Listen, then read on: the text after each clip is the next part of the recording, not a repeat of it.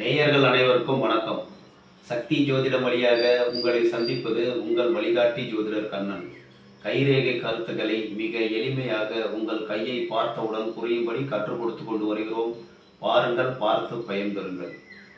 புதிதாக பார்க்குறவங்களாக தான் சப்ஸ்கிரைப் பண்ணிங்க. அப்போ தான் நான் போடக்கூடிய காணொலிகள் உடனுக்குடன் உங்களுக்கு கிடைத்து பலன் பெற முடியும். இன்றைய தலைப்பு என்னவென்றால், போர்டு கொடுத்துருவாங்க. கைரேகையின்படி உதவி உண்டா, யார் மூலம்? அதாவது நம்மளுடைய கை ரேகை என்பது நீங்கள் செய்த செயல். இப்போ கிராமத்தில் சொல்லுவாங்க, கொடுத்து வச்சிருக்காண்டா அப்படிம்பாங்க.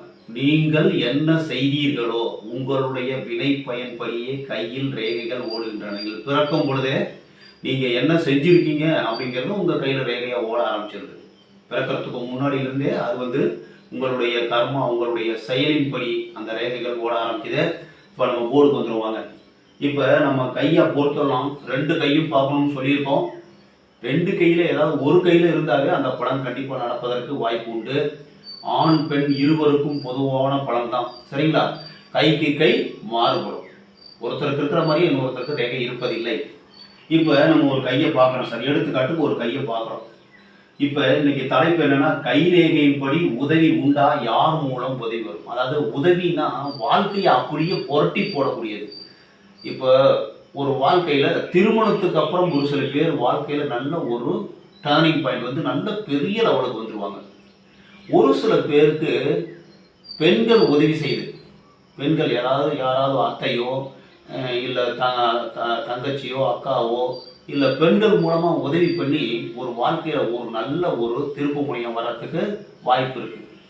இல்லைன்னா அவங்களுடைய பேக்ரவுண்ட், அதாவது முன்னோர்கள் சொத்து சேர்த்து வச்சிருப்பாங்க, அதன் மூலமாக வாழ்க்கையில் முன்னுக்கு வந்துடுவாங்க. எப்படி, யார் மூலம் உதவி உண்டு, இல்லை நீங்கள் உதவி செய்யணுமா அடுத்தவங்களுக்கு அப்படிங்கிறத நம்ம கையை பார்த்தோன்னு ஈஸியாக கண்டுபிடிச்சிடலாம் சார். இப்போ விதியை பார்க்கணும். விதி ரேகை சனிமேட்டுக்கு வரக்கூடியதான் சனிமேடு. இந்த பாம்பு வருடத்துலேயே அதுக்கு கீழே இருக்கிறது சனிமேடு. அந்த சனிமேட்டுக்கு வரக்கூடிய ரேகை தான் விதி ரேகைன்னு சொல்லுவோம். அந்த விதி ரேகை தான் மோஸ்ட்லி முடிவு பண்ணுது. நீங்கள் எப்படி வாழ்க்கையில் வாழ போகிறீர்கள், உங்களுக்கு யாராவது உதவி செய்வாங்களா இல்லை செய்ய மாட்டாங்க. இப்போ எடுத்துக்கிட்டு இப்போ சந்திரமேட்டில் இருந்து விதி ரேகை ஆரம்பித்து போகுது. அப்போ திருமணம் ஆன பிறகு, ஆணாக இருந்தாலும் பெண்ணாக இருந்தாலும் திருமணம் ஆன பிறகு வாழ்க்கையில் டேர்னிங் பாயிண்ட் வாழ்க்கையில் உயர்ந்த நிலைக்கு வருவார்கள். வாழ்க்கை துணை உங்களுக்கு உங்கள் வாழ்க்கையை உயர்த்துவதற்கு உதவி செய்வார்கள். அவங்க மூலமாக வாழ்க்கையில் முன்னுக்கு வரதுக்கு வாய்ப்பு இருக்குது. அவங்க மூலமாக வருமானமும் வரதுக்கு வாய்ப்பு இருக்குது. சப்போஸ் அந்த மாதிரி வரலைன்னா ஊர் விட்டு ஊர் போய் வெளிநாடு வெளியூர் சென்று கணவனும் மனைவியும் ரெண்டு பேரும் வெளியூர் போய் நல்ல சிறப்பான நல்ல வாழ்க்கை, அப்போ கல்யாணத்துக்கு அப்புறம் வாழ்க்கையில் டெவலப் ஆகிறதுக்கு வாய்ப்பு இருக்குது. சப்போஸ் இப்போ விதி ரேகை இப்போ சுக்கிரன் வீட்டிலேருந்து ஆரம்பித்து விதி ரேகை போகுது சார். சுக்கிரன் வீட்டிலேருந்து விதி ரேகை போகுது. அப்போ பெண்கள் மூலமாக வாழ்க்கையில் உங்களுக்கு உதவி கிடைத்து ஒரு டேர்னிங் பாயிண்ட், உதவினா சின்ன உதவியில் நல்ல வாழ்க்கையை அப்படியே அப்பில் தூக்கி விடுற ஒரு உதவி. அந்த மாதிரி உதவி கிடைப்பதற்கு பெண்கள் மூலமாக, மனைவி மூலமாக வரலாம், மகள் மூலமாக வரலாம், இல்லை அவங்களுடைய கூட பிறந்தவங்க மூலமாக வரலாம். யார் மூலமாக ஒரு பெண்கள் உதவி செய்து வாழ்க்கையில் முன்னுக்கு வந்துடுவாங்க அப்படின்னு சொல்லலாம், சரிங்களா? இப்போ இந்த விதி ரேகை என்ன ஆகுது, ஒரு சில பேருக்கு கீழே இருந்து வரும் சார். இப்படி கீழே இருந்து வரும். அப்போ சின்ன வயசுலேருந்து உங்களுக்கு விவரம் தெரிஞ்சதுலேருந்தே கஷ்டப்பட்டு வாழ்க்கையில் உங்கள் குடும்பத்துக்காண்டி கஷ்டப்பட்டு வாழ்க்கையில் முன்னுக்கு வரத்துக்கு வாய்ப்பு இருக்குது. உங்களுக்கு உதவி நீங்கள் தான் அடுத்தவங்களுக்கு செய்யணும், சரிங்களா? இப்போ ஒரு சில பேருக்கு இதை ஒட்டுன மாதிரியே விதி ரேகை வரும். இந்த ஆயில் ரேகை இருக்கு இல்லையா, ஆயில் ரேகை ஒட்டுன மாதிரி ஒட்டியே விதி ரேகை வரும். உங்களுடைய வாழ்க்கை உங்கள் குடும்பத்திற்காக அர்ப்பணித்து விடுவீர்கள். நீங்கள் உங்கள் குடும்பத்தை உயர்த்துறதுக்கு கஷ்டப்படணும், கஷ்டப்பட்டு வாழ்க்கையில் முன்னுக்கு வரணும். நீங்கள் தான் உங்கள் குடும்பத்தை முன்னுக்கு கொண்டு வரணும், நீங்களும் உயர்வீர்கள் அப்படின்னு நம்ம சொல்லிடலாம். இப்போ சப்போஸ் ஒரு சில பேருக்கு என்ன ஆகும், இந்த ஆயில் ரேகையிலேருந்தே இப்படி உற்பத்தி ஆகும். ஆயில் ரேகையிலேருந்து உற்பத்தி ஆகும், சேர்ந்தும் வரலாம். ஆயில் ரேகையிலேருந்து உற்பத்தி ஆகுதுன்னு வச்சுக்கோங்க. சுய முயற்சியினால் நீங்கள் முயற்சி பண்ணி உங்களுடைய வாழ்க்கை, உங்களுடைய குடும்பத்தை முன்னுக்கு கொண்டு வரணும். உங்களுடைய வாழ்க்கையை நீங்கள் தான் முன் கொண்டு வரணும். நீங்கள் தான் அடுத்தவங்களுக்கு வாழ்க்கை துணைக்கு உதவி செய்யக்கூடிய நபர்களாக இருப்பீர்கள். வாழ்க்கை துணைக்கு நீங்கள் கஷ்டப்பட்டு சம்பாதிச்சு நீங்கள் பொருளாதாரத்தை உதவி செய்து நீங்கள் வாழ்க்கையில் வெற்றி பெற வேண்டும். இன்னொரு வழிமுறை இருக்கு. இப்ப நம்ம சூரிய ரேகையும் பார்க்கணும். இந்த சூரிய ரேகை என்ன ஆகுது, கீழே இருந்து வருது சார். இப்படி கங்கணமேட்டுல இருந்து வருது. சூரிய ரேகை ஃபுல்லா இருக்கு, எந்த வெட்டு துண்டு எதுவுமே இல்லை. இப்ப நான் சொல்றது எல்லாமே அந்த ரேகையில பிரச்சனை இல்லாமல் இருந்தாதான் நல்ல முழு பலனை கொடுக்கும். பிரச்சனை வந்ததுன்னா அந்த வயசுல பலன்கள் பாதிக்கப்படும். இந்த சூரிய ரேகை கீழே கங்கணமேட்டுல இருந்து சூரிய ரேகை வந்துருச்சுன்னு வச்சுங்க, பிறந்ததிலிருந்து அவர்கள் பெரிய புகழ் படைத்தவராக, வெற்றி படைத்தவர்களாக, செல்வம் படைத்தவர்களாக இருப்பார்கள். அவங்க பெற்றோர்கள் சம்பாதிச்சு வச்சிருப்பாங்க. இவர் சந்தோஷமாக வாழ்க்கை நடத்துவதற்கு வாய்ப்பு. பெற்றோர்கள் முன்னோர்கள் சொத்து இருக்கும், பரம்பரையாக அவங்க பணக்காரங்களா இருப்பாங்கன்னு சொல்லிடலாம். சரிங்களா? இந்த மாதிரி இருக்குதுன்னா மிகவும் சிறந்த அமைப்பு. சூரிய ரேகையும் பார்க்கணும். இப்போ இன்னொரு அமைப்பு இருக்கு. இப்போ விதி ரேகை, ஆயுள் ரேகை வருது சார். ஆயுள் ரேகைக்கு கீழே இப்படி கட்டம் கட்டமாக இருக்கும் சார். கட்டம், முக்கோணம், சதுரம். இந்த ஆயுள் ரேகையில், இது ஆயுள் ரேகை சுக்கரமேட்டை சுற்றி வருது. ஆயுள் ரேகை, ஆயுள் ரேகைக்கு முடிவில் உங்களுக்கு கட்டம் கட்டமாக இருக்கு. இந்த சூரிய ரேகைக்கு பக்கத்தில் கட்டமோ இல்லை முக்கோணமோ இருக்குது சார். இந்த மாதிரி இருந்ததுன்னா உங்களுக்கு பூர்வீகத்தில் சொத்து அதிகமாக இருக்கும். அந்த சொத்து மூலமாக உங்களுக்கு உதவி கிடைச்சி வாழ்க்கையில் பெரிய லெவலுக்கு வர்றதுக்கு வாய்ப்பு இருக்குது.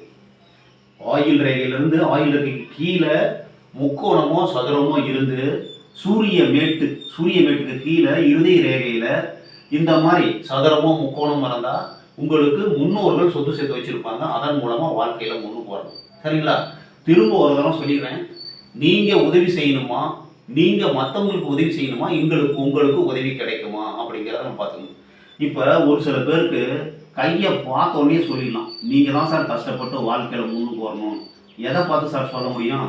இந்த விதி ரேகை தான் முக்கியமாக அதை முடிவு பண்ணுது. இந்த விதி ரேகை என்ன பண்ணும், அப்படி கம்பி மாறி நேராக அப்படி ஆயுள் ரேகையிலேருந்து ஸ்டார்ட் ஆகி போகும் சார். இவர்களுக்கு மாற்ற முடியாதது விதி ரேகை, மாற்றவே முடியாது. இங்கே ஒரு நபர் கேட்டார், அவருடைய கையில் விதி ரேகை அப்படி கம்பி மாறி இருக்குது சார். கஷ்டமே தீர மாட்டேங்குது சார், என்ன பண்ணுறதுனே தெரியல, நான் எப்படிலாம் முயற்சி பண்ணி பார்க்குறேன், முடியல சார். அடுத்தவங்க கேலி பண்ணுற அளவுக்கு என் வாழ்க்கையில் ரொம்ப கஷ்டப்பட்டு இருக்கேன். உங்களுடைய கர்மா, உங்களுடைய செயல், அதுதான் நம்ம விதி ரேகையை ஓடுது. இந்த மாதிரி கம்பி மாதிரி வந்துருச்சுன்னு வச்சுங்க, கஷ்டமே உங்களுடைய வாழ்க்கையாக இருக்கும். சூரிய ரேகை எந்த வயசுல வருதோ, சூரிய ரேகையே இல்லைன்னு வச்சுக்கோங்க. சூரிய ரேகையே இல்லை, சுத்தமாக சூரிய ரேகை இல்லை. அவருடைய கையில் லைட்டாக இப்படி இருக்கு. அப்போ கஷ்டமே உங்களுக்கு வாழ்க்கையாக இருக்கும். நீங்கள் கஷ்டப்படுறத பார்த்துட்டு அந்த விதியாகப்பட்டது உங்களுடைய உழைப்பின் முயற்சியை பார்த்துட்டு இந்த சூரிய ரேகை உற்பத்தி ஆகும். 50 வயசு மேலே டாப் பொசிஷன் போகிறதுக்கு வாய்ப்பு இருக்குது. நம்ம கைரேகையை பொறுத்து நம்ம முயற்சி எடுத்தோம்னா நம்ம கையே என்ன தெரியுமா, நம்ம எப்படி முயற்சி பண்ணுவோம், எந்த வகையில் முயற்சி பண்ணி வாழ்க்கையில் வெற்றி பெறணும் முன்னாடியே தெரிஞ்சுக்கிறதான். அது இப்போ நான் சொல்கிற பலன் எல்லாமே ஒருவருடைய கையை பார்த்தோம்னா 6 மாதம் வரைக்கும் தான் பொருந்தும். அதுக்கப்புறமா மாறுபடும். இப்போ 50 வயசுக்கு மேலே உங்களுக்கு பொருளாதாரம் வரும், சூரிய ரேகை இருக்குது, வாழ்க்கையில் முன்னுக்கு வரும்னு நான் சொல்கிறேன். ஒரு 6 மாதத்துக்கு மேலே இந்த ரேகை மறைஞ்சி போகுது சார். அப்போ என்ன பண்ண முடியும்? ஒன்றுமே செய்ய முடியாது. 6 மாதம். அப்போ நான் சொல்கிறது எல்லாமே வாழ்க்கை பூரா அப்படின்னு நம்ம எடுத்துக்கக்கூடாது. 6 மாதம் வரைக்கும் அங்களுடைய ரேகையை வச்சு நம்ம சொல்கிறோம். 52 வயசுக்கு மேலே சூரிய ரேகை அப்படி வந்ததுன்னா, அந்த விதி ரேகை இருதய ரேகையிலேருந்து சூரிய ரேகை ஆரம்பிச்சதுன்னா 52 வயசுக்கு மேலே பேர் புகழ் செல்வம்லாம் வரும்னு சொல்கிறோம். அந்த ரேகை மறைந்து விட்டால் உங்களுக்கு அந்த பலன் நடக்காது. இப்போ 6 மாதம். இப்போ நம்ம பார்க்குறோம், கைரேகையை பார்க்குறோம்னா 6 மாதம் தான். இப்போ ஒரு வியாதி இருக்குது, வியாதியை குணப்படுத்துவதுக்கு ஒரு டாக்டர்கிட்ட போகிறோம். போனோன்னே நீங்களே கண்டுபிடிக்கணும்னு வச்சுங்க, அவர் ஒரு 10,000 ரூபாய்க்கு பில்லை போட்டு தீக்கிடுவார். யூரின் டெஸ்ட்டு, பிளட் டெஸ்ட்டு, அப்புறம் இசிஜி, அப்புறம் எக்கோ, அதே மாதிரி மூளையை ஸ்கேன் பண்ணுவார். எல்லாத்தையும் பண்ணி ஒரு 10,000 ரூபாய் பில்லை கொடுத்துருவார். இப்போ போனோன்னே நீங்கள் என்ன சொல்கிறீங்க, சார் எனக்கு இதுதான் பிரச்சனை, வயிற்ற வலிக்குது, ஏதோ சாப்பிட்டேன் போல் இருக்குது, கொஞ்சம் செக் பண்ணி பாருங்கள் சார்னா உடனே அதுக்கு தகுந்த வைத்தியத்தை பண்ணிடுவார். அதே மாதிரி ஜோதிடர்கிட்ட போனோம்னா, சார் எனக்கு இந்த பிரச்சனை சார், கஷ்டம் தீரவே மாட்டேங்குது, கஷ்டம் தீருமா தீராதா, வாழ்க்கையில் முன்னுக்கு வருவானா வரமாட்டேனா அப்படிங்கிறது நீங்கள் முதல்ல சொல்லிட்டீங்கன்னா அவர் அந்த தகுந்த மாதிரி பார்ப்பார். இல்லைன்னா ஆரம்பத்துலேருந்து சொல்லி, இல்லை சொல்லுனதுக்கு அப்புறமா சொல்லணும், சார் இதுதான் சார் என்னுடைய பிரச்சனை, இதுக்கு என்ன சார் சொல்யூஷன் கேட்டிங்கன்னா அந்த சொல்யூஷனை சொல்லிடுவார். இப்போ வாழ்க்கையில் ஜோதிடர்கள் என்பவர்கள் வழிகாட்டி மட்டுமே, உங்களுக்கு வழியை மட்டும்தான் காட்ட முடியும். உங்களுக்கு திடீர்னு 1 கோடி ரூபா பணம் வேணும்னா கையில் இருக்கிறத எடுத்து கொடுக்க முடியாது அவரால். ஏன்னா அவர் வழிகாட்டல் மட்டுமே, ஆசிரியர் ஆசான் மட்டும்தான். அவர் கற்றுருக்காரு, அவருடைய ஒரு கலையை கற்றுருக்காரு, அவர் உங்களுக்கு வழிகாட்டவே முடியும். இப்போ ஒரு கையை பார்த்த உடனே 6 மாதம் எப்படி இருக்கும்? நீங்கள் உதவி செய்யணும்னா, நீங்கள் அடுத்தவங்களுக்கு உதவி செய்யணும்னா ஆயுள் ரேகையிலேருந்து விதி ரேகை ஆரம்பிச்சிருக்கணும். அப்போ நீங்கள் தான் அடுத்தவங்களுக்கு உதவி செய்யணும். இப்போ ஆயுள் ரேகை சம்மந்தப்படாமல் விதி ரேகை இருக்குது சார், அப்போ உங்களுக்கு உதவி கிடைக்கும். இப்போ பாதியிலேருந்து விதி ரேகை இருக்குது சார், சின்ன வயசுலேருந்து கஷ்டப்பட்டு இப்போ வாழ்க்கையில் ஒரு 29 தான் நல்ல வருமானமே வர ஆரம்பிக்கும். விதி தான் வேலை, வருமானம் இதெல்லாம் குறிக்கக்கூடியது. சூரிய ரேகை புகழை ஏற்படுத்துவது, அதாவது வெளி உலகத்துக்கு உங்களை காண்பிக்கக்கூடியது. இன்னும் சொல்ல போனால் சூரிய ரேகை எப்போ வருதோ அப்போ தான் உங்களுக்கு வாழ்க்கையில் வெளியில் தெரியப்படுத்துகிறது. உங்களுடைய நீங்கள் எப்படி இருக்கீங்க, நீங்கள் யார் என்னங்கிறது உலகத்துக்கு தெரியும். இல்லைன்னா உலகத்துக்கு தெரியாமையே வாழ்ந்து முடிச்சுட்டு போயிருவீங்க. அவ்வளோதான், ஈஸி மெத்தடு. வாழ்க்கை என்பது ஒரு சக்கரம். இது எல்லாருக்குமே தெரிஞ்ச விஷயத்தை தான் நான் சொல்லிட்டு இருக்கேன், புதுசாக நான் எதையுமே சொல்லலை. உங்களுக்கு உதவி கிடைக்கும் அப்படின்னா சுக்கரமேட்லேருந்து விதி ரேகை போகணும், இல்லைன்னா சந்திரமேட்லேருந்து விதி ரேகை போகணும். அப்படி இல்லைன்னா உங்களுக்கு உதவி கிடைப்பதில் சிக்கல் ஏற்படும். இல்லைன்னா முன்னோர்கள் சொத்து சேர்த்து வச்சுருக்கணும், அதையும் பார்த்துக்கலாம். இல்லைன்னா சூரிய ரேகை கீழே இருந்திருக்கணும், அவங்க புகழ் பெற்றவர்களாக இருப்பார்கள். இல்லைன்னா நீங்கள் தான் உங்களுடைய கையை ஊன்றி கஷ்டப்பட்டு வாழ்க்கையில் முன்னுக்கு வரணும், அடுத்தவங்களுக்கு நீங்கள் உதவி செய்கிற மாதிரி இருக்கும். இதுக்கு கஷ்டப்பட்டு ஒரு பிரயோஜனமும் இல்லை. கஷ்டம் வரதை அனுபவிக்க கற்றுக்கொள்ள வேண்டும். நம்ம கை என்பது நமக்கு எப்படி இருக்குதுங்கிற ஒரு நம்மளுடைய வாழ்க்கையை ஃபோட்டோ பிடிச்சி முன்னாடியே தெரிவிக்கலாம். ஆனால் அது 6 மாதத்துக்கு ஒரு தரம் வளரலாம், ரேகை வளரும். ஒரு சில ரேகை என்ன பண்ணும், இந்த புத்தி ரேகையிலேருந்து இப்படி ஒரு ரேகை வளரும், இல்லை இப்படி மேலே போகும், இல்லை இந்த இடத்துல ஒரு வெட்டு துண்டு ஏதாவது திடீர்னு ஒரு ரேகை போயிட்டு இப்படி வெட்டும்.